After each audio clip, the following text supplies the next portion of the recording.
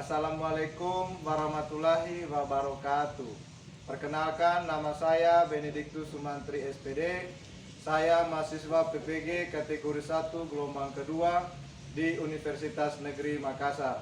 Saya melaksanakan kegiatan PPL di SMA Katolik Santo Yosef Kalabahi. Sekian, selamat menyaksikan. Sekali lagi selamat pagi.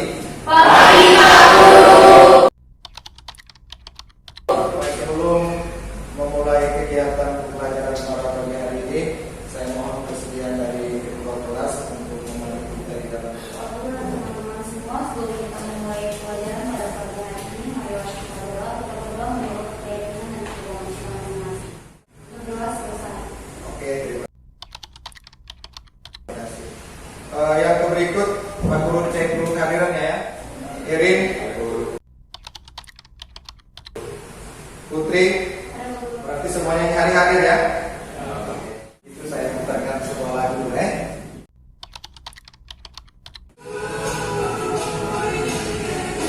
Yang bisa ikut kalau tidak tidak masalah.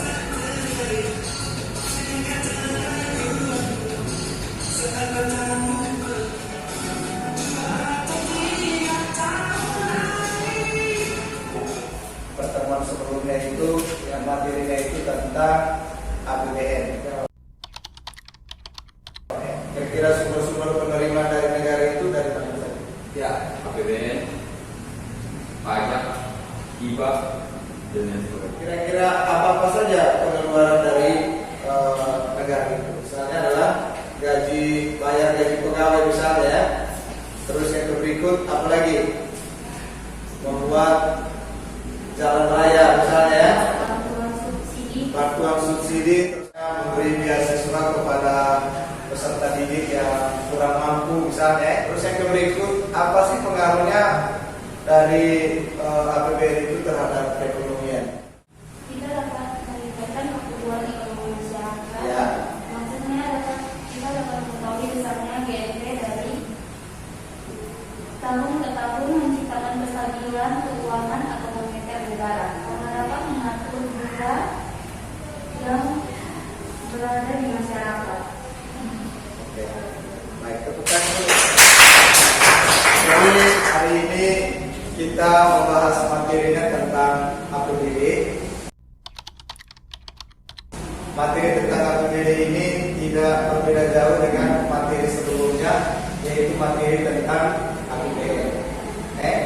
Jadi yang kita perlu pelajari hari ini pertama adalah pengertian dari APBD itu sendiri, fungsi, tujuan, dan mekanisme penyusunan dari APBD. Kompetensi dasarnya adalah menganalisis APBN dan APBD dalam pembangunan ekonomi. Tujuannya adalah dengan mengamati jabat, membaca artikel yang disajikan, melakukan investigasi serta diskusi, siswa mampu menganalisis. Pertama itu adalah konsep atau pengertian dari APBD. Yang kedua adalah menganalisis fungsi dan tujuan dari APBD. Sedangkan yang ketiga adalah menganalisis mekanisme penyusunan dari APBD. Selanjutnya Pak Guru putarkan sebuah video terkait dengan materi yang kita pelajari hari ini. Dari video ini nanti Pak Guru minta kalian betul-betul mengamati video yang Pak Guru tayangkan, dan Pak Guru juga minta kalian harus meringkas kira-kira poin-poin penting dalam video yang sebentar Pak Guru tayangkan. APBD merupakan jenis daerah. Tujuan penyusunan APBD sama halnya dengan tujuan penyusunan APBN.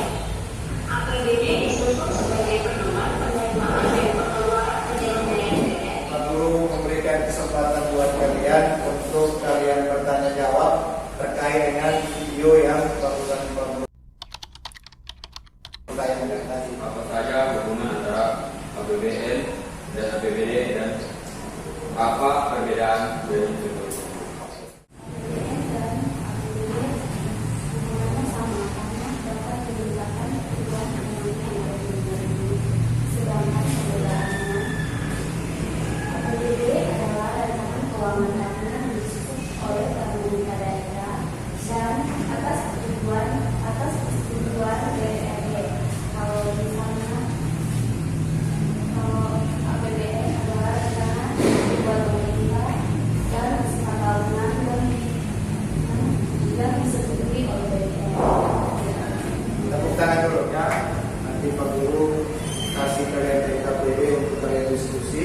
Untuk itu sekarang kalian duduk sesuai dengan kelompoknya masing-masing.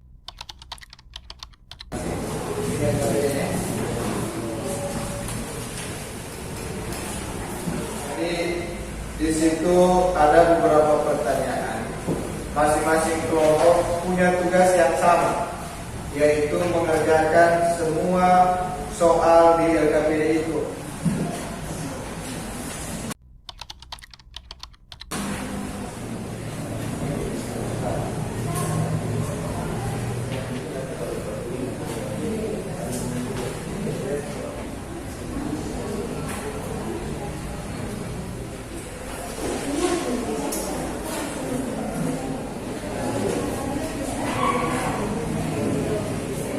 Kalau sudah selesai, Pak Guru beri kesempatan kepada kelompok 1 untuk mempresentasikan hasil kerja.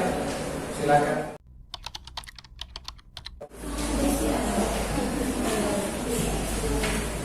Selamat pagi Pak Guru dan teman-teman semua. Terima kasih atas kesempatan yang diberikan kepada kelompok kami. Nomor 1, rumuskanlah masalah yang diusul pada kerja secara khusus identifikasi kebutuhan penyusunan APBD sebesar 1,6 triliun atau turun 13,1%. Sekian dari hasil presentasi kami. Jika ada pertanyaan dan komentar. Para tujuan APBD yaitu untuk melaksanakan kegiatan daerah agar peningkatan produksi. Di sini saya akan bertanya apa saja contoh dari peningkatan produksi. Sumber daya alam itu seperti kayak meningkatkan sumber daya alam kan di sini banyak soal kayak kerjaan perubahan APBD semua sebesar 12 turun menjadi 12,29 triliun turun menjadi 10,8 triliun. Itu akibat kondisi ekonomi makro yang sulit diprediksi akibat pandemi COVID-19. Penurunan harga minyak dan gas serta komoditi tambang di pasar internasional dan rendahnya daya beli masyarakat tidak dipunya lagi PKB dan BPPN alat berat serta kebijakan pusat atas pengalokasian dan penyaluran dana bangsa yang bersifat dinamis adalah sejumlah permasalahan yang terdata sehingga mempengaruhi penerimaan pendapatan pada perubahan APBD. Jadi menurut kami yang meningkatkan sumber daya alam atau kesempatan diberikan kepada kelompok kami pada meningkatkan anak-anak. Pertama, fungsi orientasi. Orientasi ini artinya pemberian kekuasaan pada pihak yang berwenang untuk melaksanakan anggaran, pendapatan, belanja dan biaya sesuai APBD yang berlaku dan kita ditetapkan. Coba kaitkan hubungan antara fungsi-fungsi tersebut dengan artikel yang tadi kami baca. Jadi pertama fungsi yang berkaitan pertama yaitu fungsi perencanaan. APBD sebagai pedoman terhadap manajemen dalam merencanakan sebuah aktivitas atau kegiatan pada tahun yang bersangkutan. Jadi pertama itu dalam menyusun APBD itu kita harus melakukan yang namanya perencanaan. Setelah itu kita melakukan yang namanya fungsi otorisasi. Otorisasinya yang artinya pemberian kekuasaan pada pihak yang berwenang untuk melaksanakan anggaran pendapatan belanja pembiayaan sesuai APBD yang ditetapkan. Setelah melaksanakan fungsi otorisasi, kemudian adanya fungsi alokasi dan fungsi distribusi. Yaitu fungsi distribusi itu sebagai dalam penggunaannya harus digunakan untuk memakmurkan dan mensejahterakan rakyat. Jadi fungsi distribusi dalam artian yaitu sebagai penghulu atau menyalurkan dana kepada masyarakat. Yang terakhir, yang keempat adalah melaksanakan fungsi pengawasan. Setelah mereka menyalurkan distribusi tersebut, mereka harus melakukan pengawasan. Dan terakhir adalah fungsi stabilisasi. APBD sebagai alat untuk memelihara dan mengupayakan keseimbangan fundamental produksi.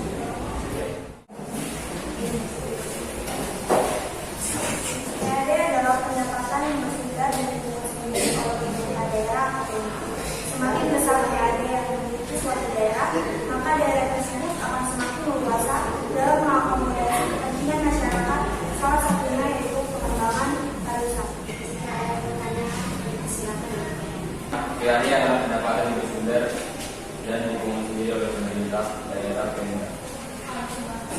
besar PAD yang dimiliki pusat daerah, maka daerah tersebut akan semakin leluasa dalam mengakomodasi dengan masyarakat. Jadi saya bertanya, bagaimana jika pendapatan PAD itu semakin kecil dan apa yang akan menjadi presiden?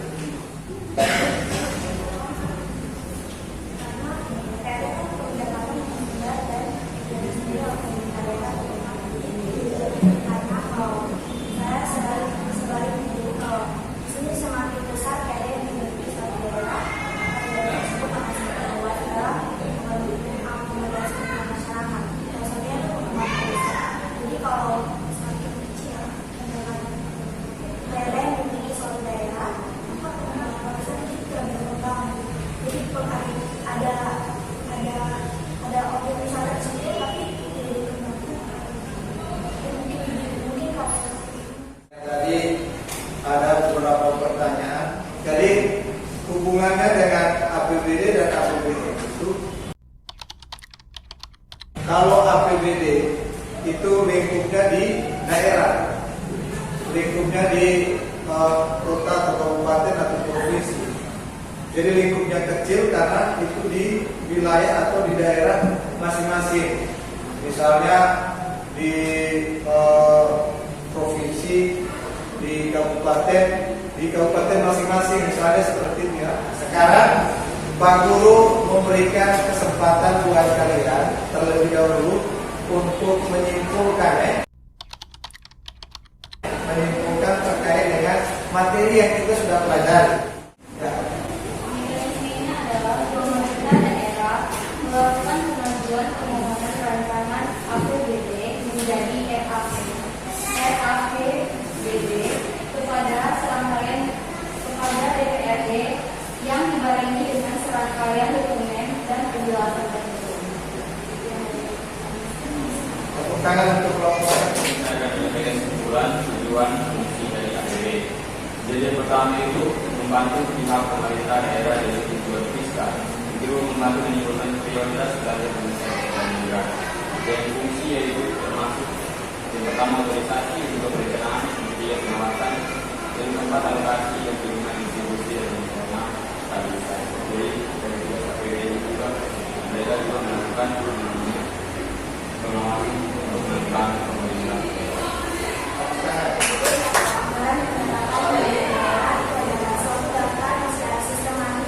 Buat sumber-sumber pemerintahan daerah dan alokasi pengelolaan daerah dan pengelolaan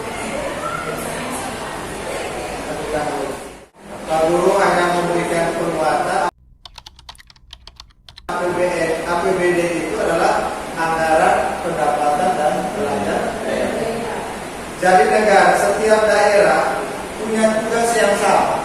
Di awal tahun itu adalah dia harus merancang anggaran pendapatan dan belanja daerah. Jadi yang berikut adalah Pak Guru akan memberikan refleksi berdasarkan pembelajaran yang kita sudah lakukan dari awal sampai saat ini. Apakah kalian senang dengan pembelajaran hari ini? Senang. Alasannya kenapa kalian bisa merasa senang dengan model pembelajaran PBL ini? Ya, karena menarik ya. Untuk pertemuan berikutnya ya, pertemuan yang keempatnya nanti itu materi yang kita pelajari masih tentang APBD. Ya, masih tentang APBD, tetapi materinya lebih spesifiknya atau lebih khususnya itu nanti tentang sumber-sumber penerimaan daerah dan sumber-sumber pengeluaran dari daerah, dan yang terakhir adalah pengaruh pembuatan APBD terhadap perekonomian. Sebelum kita mengakhiri proses kegiatan pembelajaran kita pada pagi hari ini, saya minta kesediaan dari satu orang untuk mengalami kita dalam doa.